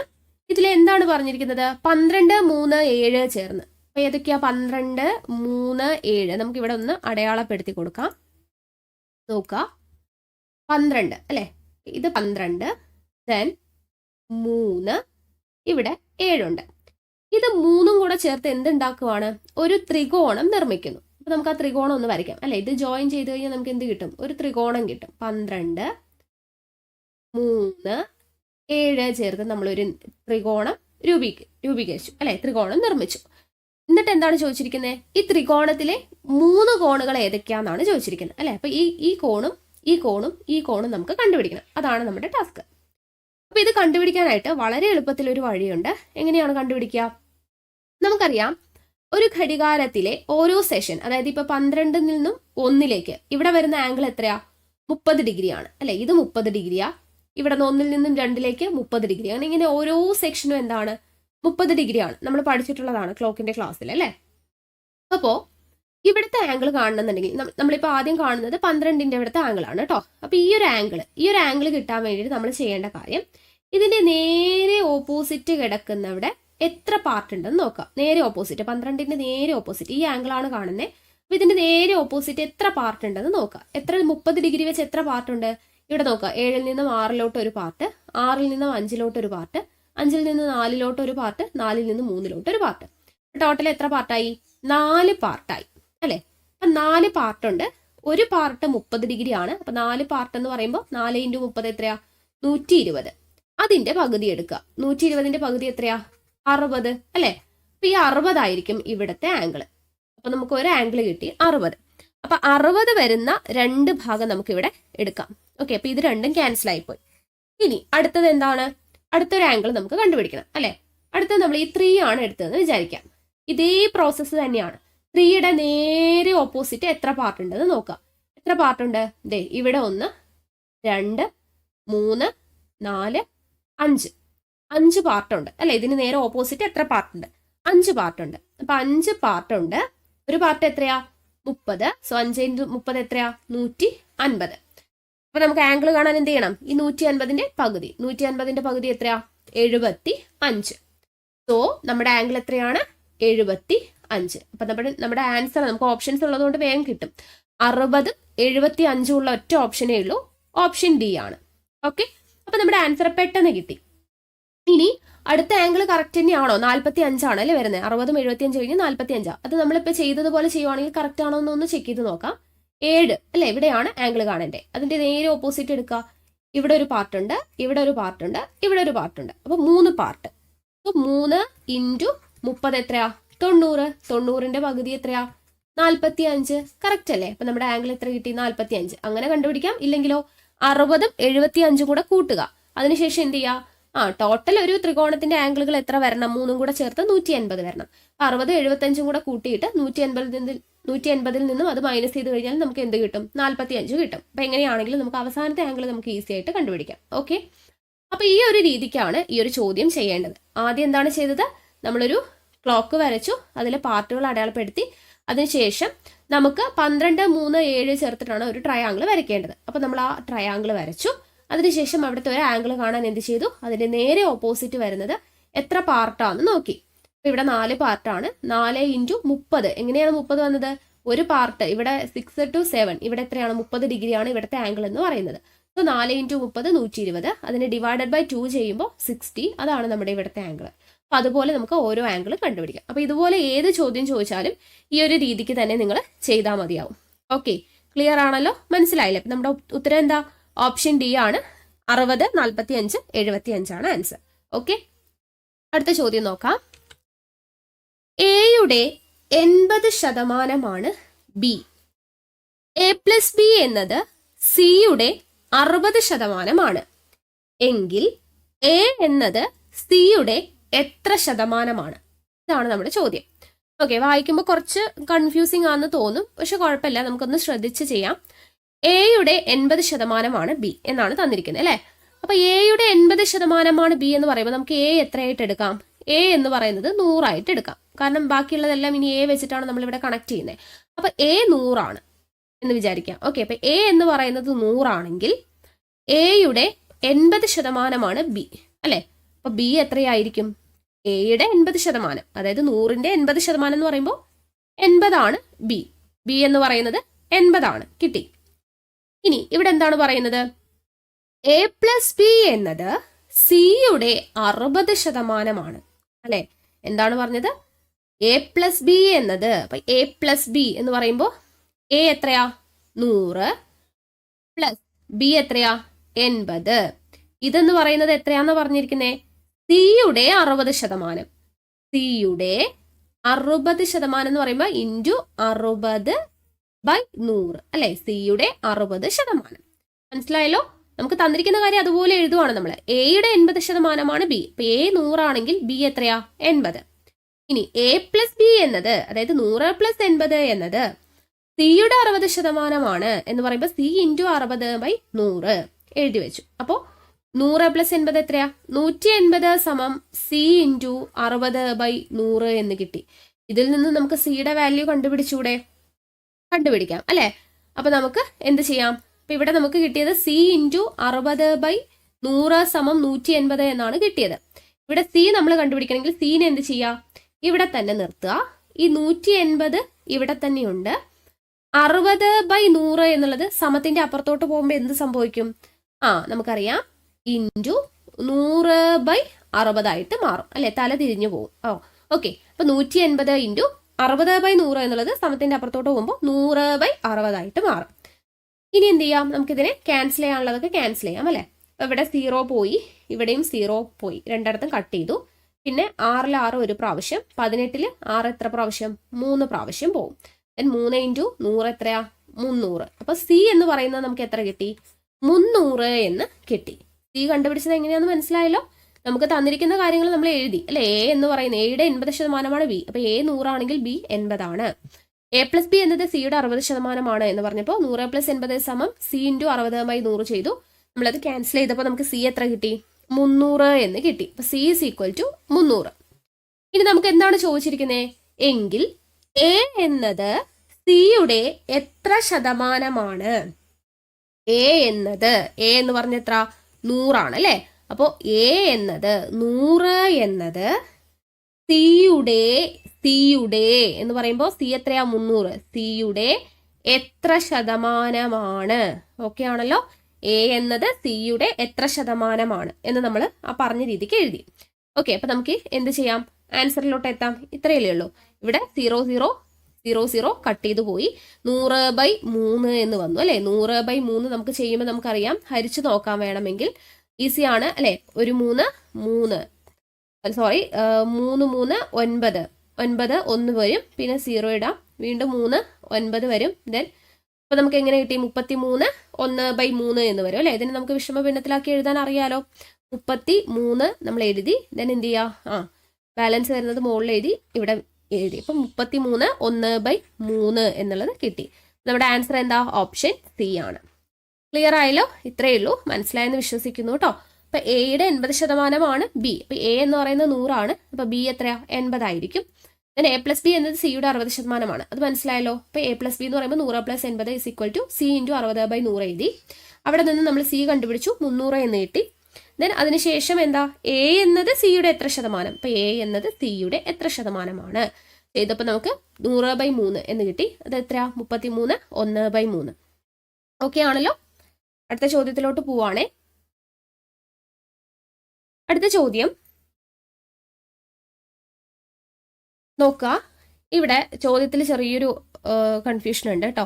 നിങ്ങൾക്ക് കാണുന്നുണ്ടോ? ഞാൻ ഇവിടെ സെപ്പറേറ്റ് എഴുതാം കേട്ടോ. Question 2 a + b = 4 × 8 × 16. അങ്ങനെയാണെങ്കിൽ a + b ² എത്രയാന്നാണ് ചോദിച്ചിരിക്കുന്നത് കേട്ടോ. ഇതാണ് ക്വസ്റ്റ്യന്. 2 a + b ആണ് കേട്ടോ. 2 a + b = 4 × 8 × 16 ആണ്. അങ്ങനെയാണെങ്കിൽ a + b ² എത്രയാന്നാണ് ചോദിച്ചിരിക്കുന്നത്. ഓക്കെ, അപ്പൊ ഇതെങ്ങനെ നമുക്ക് ചെയ്യാം?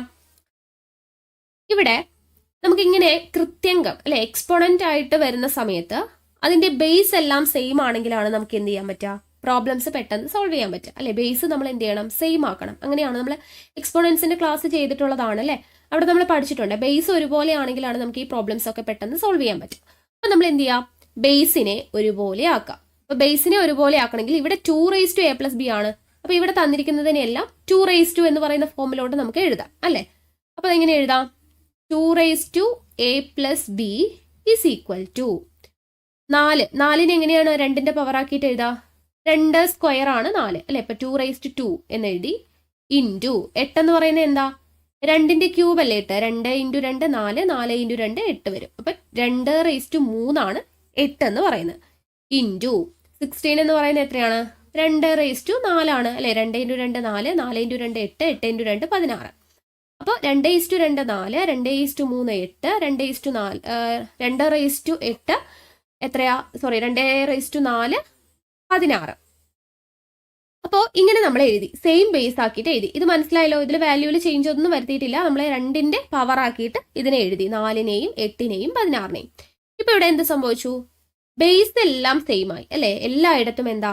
2 ബേസ് എന്ന് പറയുന്നത്. അപ്പോ ഈ 2 a + b = ഇതിനെ നമുക്ക് എങ്ങനെ എഴുതാം? നമ്മൾ പഠിച്ചിട്ടുണ്ട്, കൃത്യാങ്കങ്ങൾ പഠിച്ചപ്പോൾ a⁻m × a⁻n എന്നതിന് നമുക്ക് എങ്ങനെ എഴുതാം? a⁻m + n എന്ന് എഴുതാം. നമ്മൾ പഠിച്ചിട്ടുണ്ട് അല്ലെ. എക്സ്പോണൻസ് പഠിച്ച സമയത്ത് പഠിച്ചതാണ്. അറിയാത്തവരുണ്ടെങ്കിൽ ഇപ്പൊ തന്നെ പഠിച്ചു വെക്കാം. a⁻m × a⁻n എന്നുണ്ടെങ്കിൽ അതിനെ നമുക്ക് a⁻m + n എന്ന് എഴുതാം. അതായത് ബേസ് സെയിം ആണ്, മുകളിൽ വ്യത്യാസമുള്ള നമ്പർ ആണെങ്കിൽ അതിനെ മുകളിൽ ബേസ് അതുപോലെ എഴുതിയിട്ട് മുകളിലെ 2 നമ്പേഴ്സ് തമ്മിൽ കൂട്ടിയാൽ മതി. ആ ഒരു ഫോം തന്നെയാണ് നമ്മൾ ഇവിടെയും കിടക്കുന്നത് അല്ലേ. അപ്പൊ അതുപോലെ തന്നെ നമുക്ക് എഴുതാം. ഇവിടെ 2 × 2 × 2 ആണ്. അപ്പൊ നമുക്ക് ഇവിടെ എങ്ങനെ എഴുതാം? 2 + 3 + 4 അല്ലെ. ബേസ് അതുപോലെ എഴുതിയിട്ട് മുകളിലെ നമ്പേഴ്സ് കൂട്ടി എഴുതാം അല്ലെ. ഇവിടെ 2 ആയിരുന്നു, അത് 3 ആയി, അത്രയല്ലേ ഉള്ളൂ. അപ്പോൾ 2 അതുപോലെ എഴുതി മുകളിലെ നമ്പേഴ്സ് തമ്മിൽ കൂട്ടി എഴുതി. അപ്പൊ നമുക്ക് എത്ര കിട്ടി? 2 a + b = 2 എത്രയാ? 3 × 2 5 4 9. 2 a + b = 2 ഇവിടെ 2 ആണ്, ഇവിടെയും 2 ആണ്. അപ്പൊ ഇത് രണ്ടും സെയിം ആണെങ്കിൽ മുകളിലെ നമ്പേഴ്സും സെയിം ആവണ്ടേ. a + b യുടെ പകരമാണ് ആര് നിൽക്കുന്നത്? 9 നിൽക്കുന്നത്. സോ നമുക്ക് എന്ത് കിട്ടും? a + b = 9. അപ്പൊ a + b 9 എന്ന് കിട്ടി. അങ്ങനെയാണെങ്കിൽ നമുക്ക് കണ്ടുപിടിക്കേണ്ടത് എന്താ? a + b ² ആണ്.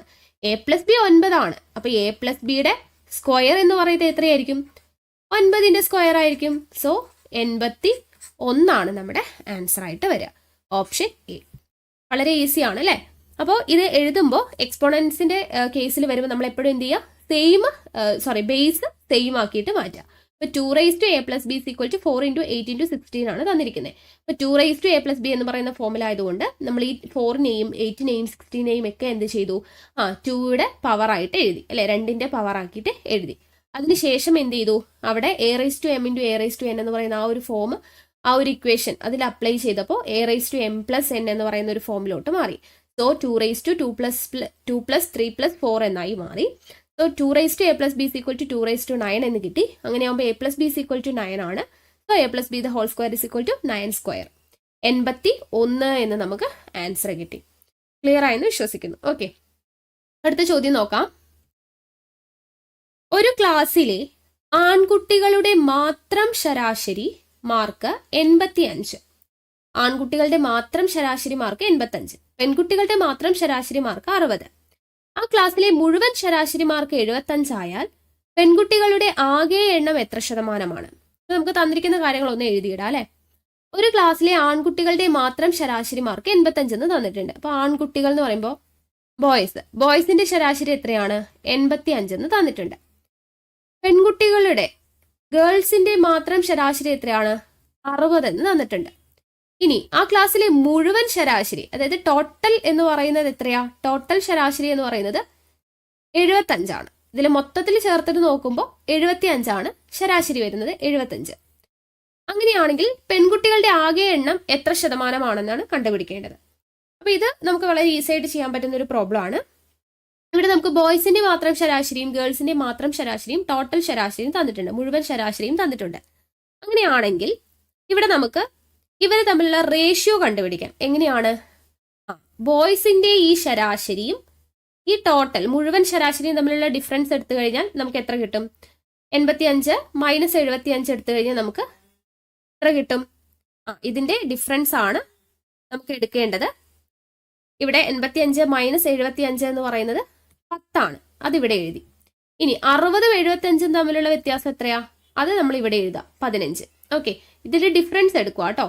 ബോയ്സിന്റെ മാത്രം ശരാശരി 75, ഗേൾസിന്റെ മാത്രം ശരാശരി 60, മുഴുവനുള്ള ശരാശരി 75. അങ്ങനെയാണെങ്കിൽ അലിഗേഷന്റെ പ്രോപ്പർട്ടി വെച്ചിട്ട് നമുക്ക് എങ്ങനെ എഴുതാം? 85 - 75 എന്ന് പറയുന്നത് 10, 75 - 60 എന്ന് പറയുന്നത് 15 ആണ്. ഓക്കെ, അപ്പൊ ഇവര് തമ്മിലുള്ള റേഷ്യോ എന്ന് പറയുന്നത്, എണ്ണത്തിന്റെ റേഷ്യോ എന്ന് പറയുന്നത് 15:10 ആണ്. ഇതിനെ നമുക്ക് വെട്ടിച്ചെറുതാക്കാലോ. 15:10 എന്നുള്ളതിനെ വെട്ടിച്ചെറുതാക്കുന്ന സമയത്ത് 5 പോകും അല്ലെ. ഇവിടെ 3 പ്രാവശ്യം പോകും, 5 10 2 പ്രാവശ്യം പോകും. അപ്പൊ 3:2 എന്ന് പറയുന്ന ഒരു റേഷ്യോ നമുക്ക് കിട്ടും അല്ലെ. ഇവരുടെ ബോയ്സിന്റെയും ഗേൾസിന്റെയും എണ്ണത്തിന്റെ റേഷ്യോ എത്രയാണ്? 3:2 എന്ന് പറയുന്ന ഒരു റേഷ്യോ കിട്ടി. ഇത് ബോയ്സ് ആണ്, ഇത് ഗേൾസ് ആണ് കേട്ടോ, മാറിപ്പോരുത്. 3:2 എന്ന് പറയുന്ന റേഷ്യോ കിട്ടി. ഇനി റേഷ്യോ കിട്ടിക്കഴിഞ്ഞാൽ ഇതിന്റെ അർത്ഥം എന്താണ്? ടോട്ടൽ ആയിട്ട് ക്ലാസ്സിൽ എത്ര ഭാഗമുണ്ട്? ടോട്ടൽ 5 ഭാഗമുണ്ട്. അതിൽ 3 ഭാഗം ബോയ്സ് ആണ്, 5 ഭാഗത്തിൽ 2 ഭാഗം ഗേൾസ് ആണ്. അതിൽ ഇതിന്റെ അർത്ഥം അങ്ങനെയാവുമ്പോൾ നമുക്ക് പെൺകുട്ടികളുടെ ആകെ എണ്ണം എത്ര ശതമാനമാണ് എന്ന് കണ്ടുപിടിക്കാൻ, ആൺകുട്ടികളുടെ ആണെങ്കിൽ എന്ത് ചെയ്യാം? ആൺകുട്ടികളുടെ എത്രയാണോ ഭാഗം 3/5 ആണ്, അതേ ഇൻറ്റു 100 ചെയ്ത് കഴിഞ്ഞാൽ ആൺകുട്ടികളുടെ എണ്ണം എത്ര ശതമാനമാണെന്ന് കിട്ടും. പെൺകുട്ടികളുടെ ആണെങ്കിൽ നമുക്ക് ചോദ്യത്തിൽ ചോദിച്ചിരിക്കുന്നത് പെൺകുട്ടികളാണ്. സോ പെൺകുട്ടികളുടെ ശതമാനം കാണാനായിട്ട് പെൺകുട്ടികളുടെ ഭാഗം എന്ന് പറയുന്നത് 5ൽ 2 ആണ്. ഇൻറ്റു 100 ചെയ്താൽ എന്ത് കിട്ടും? പെൺകുട്ടികളുടെ എണ്ണം എത്ര ശതമാനമാണെന്ന് കിട്ടും. അപ്പൊ 2/5 × 100 ചെയ്യുമ്പോൾ എന്ത് കിട്ടും? 5ൽ 5 ഒരു പ്രാവശ്യം, 10ൽ 2 പ്രാവശ്യം. സോ 20 × 2 എത്രയാ? 40 എന്ന് നമുക്ക് കിട്ടും. നമ്മുടെ ആൻസർ എത്രയാ? 40%. മനസ്സിലായെന്ന് വിശ്വസിക്കുന്നു. ഒന്നുകൂടെ പറയാം. ഒരു ക്ലാസ്സിലെ ആൺകുട്ടികളുടെ മാത്രം ശരാശരി മാർക്ക് 85, അത് നമ്മൾ എഴുതി. ദെൻ പെൺകുട്ടികളുടെ മാത്രം 60, അതും എഴുതി. മുഴുവൻ ശരാശരി 75. അതിനുശേഷം നമ്മൾ എന്ത് ചെയ്തു? പെൺകുട്ടികളുടെ ആകെ എണ്ണം എത്ര ശതമാനമാണെന്നാണ് കാണേണ്ടത്. സോ ആദ്യം നമ്മൾ എന്ത് ചെയ്തു? ഇതിന്റെ ഡിഫറൻസ് കണ്ടുപിടിച്ചു.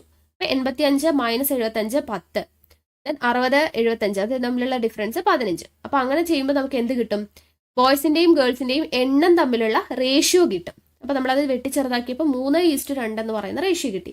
സോ ബോയ്സ് എന്ന് പറയുന്നത് 5ൽ 3 ഭാഗവും, ഗേൾസ് ഈ 5 എങ്ങനെ കിട്ടിയേ? 3ഉം 2ഉം കൂടെ ആഡ് ചെയ്യുക അല്ലെ. ടോട്ടൽ 5 ഭാഗം, അതിൽ 3 ഭാഗം ബോയ്സും 2 ഭാഗം ഗേൾസും ആണ്. സോ പെൺകുട്ടികളുടെ ആകെ എണ്ണം കാണാൻ വേണ്ടിയിട്ട്, അതിന്റെ ശതമാനം കാണാൻ വേണ്ടിയിട്ട് 5ൽ 2 ഭാഗമാണ് ഗേൾസ്, അതേ ഇൻറ്റു 100 ചെയ്തു.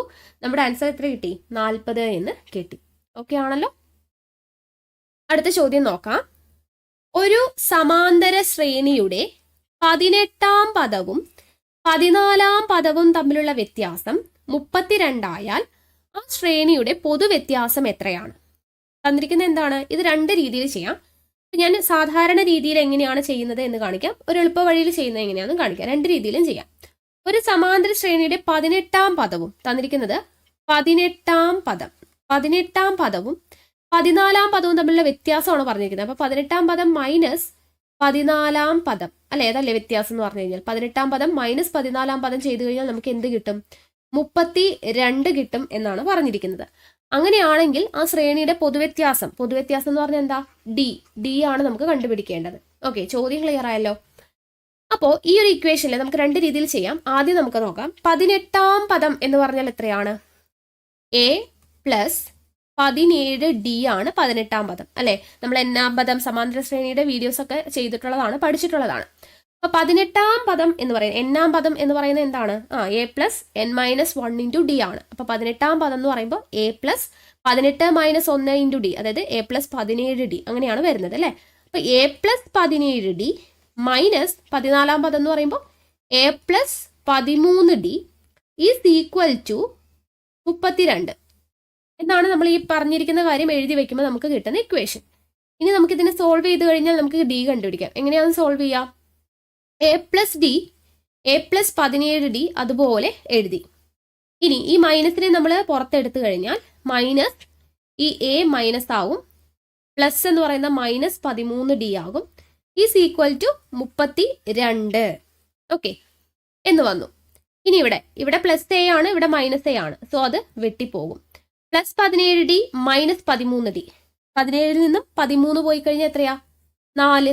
അപ്പൊ 4d കിട്ടും. 4d സമം 32 എന്ന് വന്നു. അങ്ങനെയാണെങ്കിൽ ഡി എത്രയാ? ഡി ഈസ് ഈക്വൽ ടു 32 ഇവിടെയുണ്ട്, ഇവിടെ 4 ഇൻറ്റു ഡി, ഇൻറ്റു എന്ന് പറയുന്നത് താഴെ സമത്തിന്റെ അപ്പുറത്തോട്ട് പോകുമ്പോൾ ഡിവൈഡഡ് ബൈ ആവും. 32/4 എത്രയാ? 8 എന്ന് നമുക്ക് ആൻസർ കിട്ടും.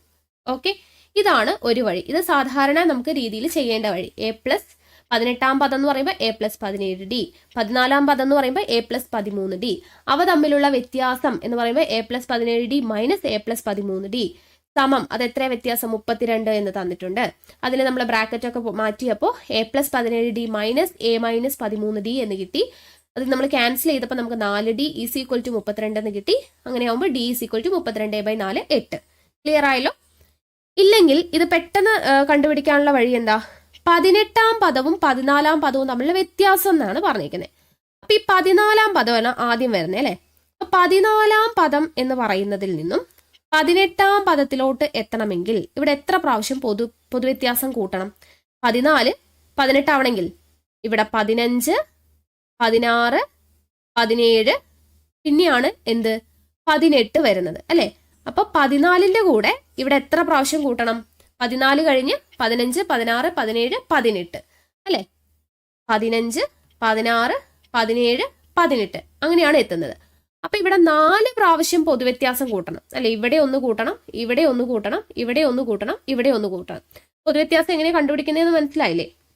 ഇപ്പൊ ഇവിടെ 14ാമത്തെ ഒരു പദമുണ്ട്, ഇവിടെ 18ാമത്തെ ഒരു പദമുണ്ട്. അപ്പൊ ഇത് ഇങ്ങോട്ട് എത്തണമെങ്കിൽ എത്ര പ്രാവശ്യം പൊതുവ്യത്യാസം കൂട്ടണം? 14ൽ നിന്നും ഇവിടെ 15ാമത്തെ ഒരു പദമുണ്ട്, അപ്പൊ ഇവിടെ ഒരു പൊതുവ്യത്യാസം കൂട്ടണം. ഇവിടെ 16ാമത്തെ പദമുണ്ട്, ഇവിടെ ഒരു പൊതുവ്യത്യാസം കൂട്ടണം. ഇവിടെ 17ാമത്തെ പദമുണ്ട്, അപ്പൊ ഇവിടെ ഒരു പൊതുവ്യത്യാസം കൂട്ടണം. ഇവിടെ ഇടയ്ക്ക് 18ത്തെ എത്തണമെങ്കിൽ ഇവിടെ ഒരു പൊതുവ്യത്യാസമുണ്ട്. ഓക്കെ, അപ്പൊ ഇവിടെ എത്ര പൊതുവ്യത്യാസമായി? 1 2 3 4. അപ്പൊ 4 പൊതുവ്യത്യാസം കൂട്ടിയാലാണ് 18ാം പദത്തിലോട്ട് എത്താൻ പറ്റത്തുള്ളൂ. അപ്പൊ ഈ 4 പൊതുവ്യത്യാസം എന്ന് പറയുന്നതാണ് ഈ ഇടയ്ക്ക് കിടക്കുന്ന എന്ത്? വ്യത്യാസം അല്ലെ. അപ്പൊ ഈ ഇക്വേഷൻ ഒന്നും ചെയ്യാതെ നമുക്ക് മനസ്സിലായി 4d എന്ന് പറയുന്നതാണ് 32 എന്ന്. അങ്ങനെയാണെങ്കിൽ ഡി എന്ന് പറയുന്നത് എത്രയാ? 32/4 8. അങ്ങനെ നമുക്ക് പെട്ടെന്ന് ആൻസറിലോട്ട് എത്താം. ഈ സമാന്തര ശ്രേണി നല്ല രീതിക്ക് പഠിച്ച ഒരാൾക്ക് ഈസി ആയിട്ട് കണ്ടുപിടിക്കാൻ വേണ്ടി പറ്റും അല്ലെ. 14ാം പദത്തിൽ നിന്നും 18ാം പദത്തിലോട്ട് എത്തണമെങ്കിൽ എത്ര പൊതുവ്യത്യാസം കൂട്ടണം? 4 പൊതുവ്യത്യാസം കൂട്ടണം. 4 പൊതുവ്യത്യാസം എന്ന് പറഞ്ഞാൽ 4d. 4d is equal to 32 ആണ്. അങ്ങനെയാണെങ്കിൽ ഡി എന്ന് പറയുന്നത് 32/4 8. അപ്പൊ എങ്ങനെ ചെയ്താലും നമ്മുടെ ആൻസർ കിട്ടും. ഉത്തരം എന്താ? ഓപ്ഷൻ എ ആണ് 8. ഓക്കെ, അടുത്ത ചോദ്യം നോക്കാം. അടുത്ത ചോദ്യം, മാധവൻ രുക്മിണിയുടെ അമ്മായി അച്ഛനാണ്. മാധവന്റെ ഒരേ ഒരു മകൾ ശിവാനി രുക്മിണിയുടെ നാത്തൂനാണ്. ശിവാനിയുടെ ഒരേ ഒരു സഹോദരനായ ഭഗത്തിന്റെ മകനാണ് ഗോകുൽ. ഗോകുലിന്റെ അമ്മയുടെ അമ്മായി അമ്മ സാവിത്രി. എങ്കിൽ സാവിത്രിക്ക് മാധവനോടുള്ള ബന്ധം എന്ത്? ഇതാണ് നമ്മളോട് ചോദിച്ചിരിക്കുന്നത്. അപ്പൊ നമുക്ക് ഇതൊന്ന് വരച്ച് നോക്കാം, അല്ലെ? വരച്ചു കഴിഞ്ഞാൽ നമുക്ക് ഈസി ആയിട്ട് കണ്ടുപിടിക്കാൻ വേണ്ടി പറ്റും. ആദ്യം പറഞ്ഞിരിക്കുന്ന കാര്യം എന്താണ്? മാധവൻ രുക്മിണിയുടെ അമ്മായി അച്ഛനാണ്. അപ്പൊ രുക്മിണിയെ നമുക്ക് ആദ്യം വരയ്ക്കാം, അല്ലെ? രുക്മിണി ഇവിടെ ഉണ്ട്. ഓക്കെ, രുക്മിണി ഇവിടെ ഉണ്ട്. രുക്മിണിയുടെ അമ്മായി അച്ഛനാണ് മാധവൻ. അമ്മായി അച്ഛൻ എന്ന് പറഞ്ഞാൽ എന്താ? ഹസ്ബൻഡിന്റെ അച്ഛനാണ്. അപ്പൊ രുക്മിണിക്ക് ഇവിടെ ഒരു ഹസ്ബൻഡ് ഉണ്ട്. ഹസ്ബൻഡിന്റെ പേര് പറഞ്ഞിട്ടില്ല, ഇവിടെ ഹസ്ബൻഡ് ഉണ്ട്. അപ്പൊ ഈ ഹസ്ബൻഡിന്റെ അച്ഛനാണ് ആര്? മാധവൻ, അല്ലെ? അതല്ലേ പറഞ്ഞിരിക്കുന്നത്? രുക്മിണിയുടെ അമ്മായി അച്ഛനാണ് മാധവൻ എന്ന് പറയുമ്പോൾ രുക്മിണിക്ക് ഒരു ഹസ്ബൻഡ് ഉണ്ട്, ഹസ്ബൻഡിന്റെ അച്ഛനാണ് മാധവൻ. അത് നമ്മൾ എഴുതി വെച്ചു. ഇനി മാധവന്റെ ഒരേ ഒരു മകൾ ശിവാനി. മാധവന് രുക്മിണിയുടെ ഭർത്താവാണ് ഒരാള്, അയാളുടെ അച്ഛനാണ് മാധവൻ എന്ന് പറഞ്ഞു. അപ്പൊ അയാൾക്കൊരു മകനാണ് ഇതെന്നുള്ളത് മനസ്സിലായല്ലോ. ഇനി ഒരേ ഒരു മകൾ ശിവാനി എന്ന് പറയുമ്പോൾ ഒറ്റ മകളല്ല, ഒരു മകള് കൂടി ഉണ്ട് എന്നുള്ള അർത്ഥമാണ്. അപ്പൊ അത് ആരായിട്ട് വരും? ഇവിടെയുള്ള ഈ ആളുടെ, അതായത് രുക്മിണിയുടെ ഭർത്താവിന്റെ പെങ്ങളാണ്, അല്ലെ? ഒരു മകനും ഒരു മകളും ഉണ്ടാവാം, അല്ലെ? അതല്ലേ അതിന്റെ അർത്ഥം. അപ്പോ മാധവൻ രുക്മിണിയുടെ അമ്മായി അച്ഛനാണ്. അപ്പൊ രുക്മിണിക്ക് ഒരു ഭർത്താവുണ്ട്, അയാളുടെ അച്ഛനാണ് മാധവൻ. മാധവന് ഒരു മകളുണ്ട്, ശിവാനി എന്ന് പറഞ്ഞു. അതായത് രുക്മിണിയുടെ ഭർത്താവിന്റെ പെങ്ങളായിട്ട് വരും ആര്? ശിവാനി. അപ്പൊ ശിവാനി ഇവിടെയുണ്ട്. ഇനി എന്താ പറഞ്ഞിരിക്കുന്നേ? അത് രുക്മിണിയുടെ നാത്തൂനാണ്, അതായത് ഭർത്താവിന്റെ പെങ്ങൾ. കറക്റ്റ് ആണല്ലോ. ഓക്കെ, ഇനി ശിവാനിയുടെ ഒരേ ഒരു സഹോദരനായ ഭഗത്തിന്റെ മകനാണ് ഗോകുൽ. എന്താണ് പറയുന്നത്? ശിവാനിയുടെ സഹോദരനായ ഭഗത്തിന്റെ. ശിവാനിയുടെ സഹോദരൻ ആരാ? രുക്മിണിയുടെ ഭർത്താവ്, മാധവന്റെ മകൻ, അല്ലെ? എങ്ങനെ വന്നാലും ശിവാനിയുടെ സഹോദരൻ ആരാണ്? ഈ കിടക്കുന്ന, അല്ലെ? ഈ കോളത്തിൽ നമ്മൾ പേര് എഴുതിയിട്ടുണ്ടായിരുന്നില്ല, രുക്മിണിയുടെ ഭർത്താവ്. അപ്പൊ അയാളുടെ പേരാണ് എന്ത്? ഭഗത്, അല്ലെ? അപ്പൊ ശിവാനിയുടെ സഹോദരനാണ് ഭഗത്. ആ ഭഗത്തിന്റെ മകനാണ് ഗോകുൽ. അപ്പൊ ഭഗത്തിന്റെ മകനാണ്, അടുത്ത ജനറേഷൻ ആണ്. അപ്പൊ താഴോട്ട് വരച്ചു. ഭഗത്തിന്റെ മകനാണ് ആര്? ഗോകുൽ. ഈ ഗോകുലിന്റെ അമ്മയുടെ അമ്മായി അമ്മ സാവിത്രി. ഗോകുലിന്റെ അമ്മ എന്ന് പറഞ്ഞാൽ ഗോകുലിന്റെ അച്ഛൻ ആരാ? ഭഗത്. ഭഗത്തിന്റെ ഭാര്യ ആരാണ്? രുക്മിണി. അപ്പൊ ഗോകുലിന്റെ അമ്മ ആരാ? രുക്മിണിയാണ്. അപ്പൊ ഗോകുലിന്റെ അമ്മയുടെ, അതായത് രുക്മിണിയുടെ അമ്മായി അമ്മയാണ് സാവിത്രി. രുക്മിണിയുടെ അമ്മായി അച്ഛൻ ആരാണ്? മാധവൻ. അപ്പൊ മാധവന്റെ ഭാര്യ ആയിരിക്കുമല്ലോ രുക്മിണിയുടെ അമ്മായി അമ്മ, അല്ലെ? അപ്പോ രുക്മിണിയുടെ അമ്മായി അമ്മ ആരാണ്? മാധവന്റെ ഭാര്യ സാവിത്രി. സാവിത്രി ഇവിടെ ഉണ്ട്, മാധവന്റെ ഭാര്യയാണ്. അത് രുക്മിണിയുടെ ആരാ? അമ്മായി അമ്മ. ക്ലിയർ ആയല്ലോ? ഓക്കെ, ഇനി സാവിത്രിക്ക് മാധവനോടുള്ള ബന്ധമാണ് കണ്ടുപിടിക്കേണ്ടത്. ഒന്നുകൂടെ ഞാൻ പറയാം. ഇപ്പൊ നമ്മൾ പറഞ്ഞത് പ്രകാരം മാധവനുണ്ട്, മാധവന്റെ ഭാര്യ സാവിത്രി. ഇവർക്ക് രണ്ടുപേർക്കും 2 മക്കളുണ്ട്, ഭഗത്തും ശിവാനിയും. അതിൽ ഭഗത്തിന്റെ ഭാര്യയാണ് രുക്മിണി. ഇവരുടെ രണ്ടുപേരുടെ മകനാണ് ഗോകുൽ. ഇത്രയും കാര്യങ്ങളാണ് ഇവിടെ കിട്ടിയിരിക്കുന്നത്. അത് പറഞ്ഞ രീതി കുറച്ച് വ്യത്യാസമുണ്ട്, അത് നമ്മൾ വരച്ച് മനസ്സിലാക്കി, അല്ലെ? ആദ്യം എന്താണ് പറഞ്ഞത്? മാധവൻ രുക്മിണിയുടെ അമ്മയച്ഛനാണ്, അതായത് രുക്മിണീനെ നമ്മൾ വരച്ചു. ആൾക്കൊരു ഭർത്താവുണ്ട്, അവരുടെ അച്ഛനാണ് മാധവൻ എന്നുള്ള രീതിക്ക്. മാധവന്റെ ഒരേ ഒരു മകൾ ശിവാനി, അതായത് അത് ഭഗത്തിന്റെ സഹോദരിയായിരിക്കും. അപ്പൊ നമ്മൾ സഹോദരിയായിട്ട് ശിവാനിയെ ഇവിടെ കൊടുത്തു. ദെൻ എന്തു പറഞ്ഞു? ശിവാനിയുടെ സഹോദരന്റെ മകനാണ് ഗോകുൽ, അതായത് ശിവാനിയുടെ സഹോദരൻ ആരാണ്? ഭഗത്താണ്, അദ്ദേഹത്തിന്റെ മകനാണ് ഗോകുൽ. പിന്നെ ഗോകുലിന്റെ അമ്മയുടെ അമ്മായി അമ്മ സാവിത്രി. ഗോകുലിന്റെ അമ്മ എന്ന് പറഞ്ഞാൽ ഭഗത്തിന്റെ ഭാര്യയാണ് രുക്മിണി. അവരുടെ അമ്മായി അമ്മ എന്ന് പറഞ്ഞു കഴിഞ്ഞാൽ അതാരാ? മാധവന്റെ ഭാര്യയാണ്. ഓക്കെ, സാവിത്രി. ഇനി സാവിത്രിക്ക് മാധവനോടുള്ള ബന്ധം. സാവിത്രിക്ക് മാധവനോടുള്ള ബന്ധം. സാവിത്രി എന്ന് പറയുന്നത് മാധവന്റെ ആരാണെന്നാണ് ചോദിച്ചിരിക്കുന്നത്. സാവിത്രി മാധവന്റെ ആരാണ്? ഭാര്യയാണ്, അല്ലെ? അപ്പോൾ നമ്മുടെ ആൻസർ എന്താ? ഓപ്ഷൻ ബി, ഭാര്യ എന്നുള്ളതാണ്. സാവിത്രി മാധവന്റെ ഭാര്യയാണ്. ക്ലിയർ ആയല്ലോ? അപ്പൊ ഇങ്ങനെ പറയുന്ന കാര്യങ്ങൾ നമ്മൾ ആ ഒരു ഓർഡറിൽ ഇങ്ങനെ വരച്ചിട്ട് കഴിഞ്ഞാൽ നിങ്ങൾക്ക് വളരെ ഈസി ആയിട്ട് റിലേഷൻസ് ഒക്കെ കണ്ടുപിടിക്കാൻ വേണ്ടി പറ്റും. ഓക്കെ ആണല്ലോ? അപ്പോൾ ഇത്രയുമാണ് നമ്മുടെ ഇന്നത്തെ ക്ലാസ് എന്ന് പറയുന്നത്. മാത്സിലെ ചോദ്യങ്ങൾ നിങ്ങൾക്ക് മനസ്സിലായെന്ന് വിശ്വസിക്കുന്നു. അപ്പോൾ ഇതുപോലുള്ള മാത്സിന്റെ ക്ലാസ്സുകൾ ഇനിയും കണ്ടിന്യൂ ചെയ്യണമെന്നാണ് വിചാരിക്കുന്നത്. അപ്പോൾ ഈ ഒരു സെഷൻ നിങ്ങൾക്ക് യൂസ്ഫുൾ ആണ് എന്ന് തോന്നുന്നുണ്ടെങ്കിൽ, ഇനിയും കണ്ടിന്യൂ ചെയ്യണം എന്നുണ്ടെങ്കിൽ താഴെ ഒന്ന് കമന്റ് ചെയ്തേക്കാം കേട്ടോ. അപ്പോൾ അങ്ങനെയാണെങ്കിൽ നമ്മൾ ഓരോ ദിവസവും ഇതുപോലത്തെ ക്ലാസ്സുകൾ ഉൾപ്പെടുത്താനായിട്ട് ശ്രമിക്കാം. ഓക്കെ.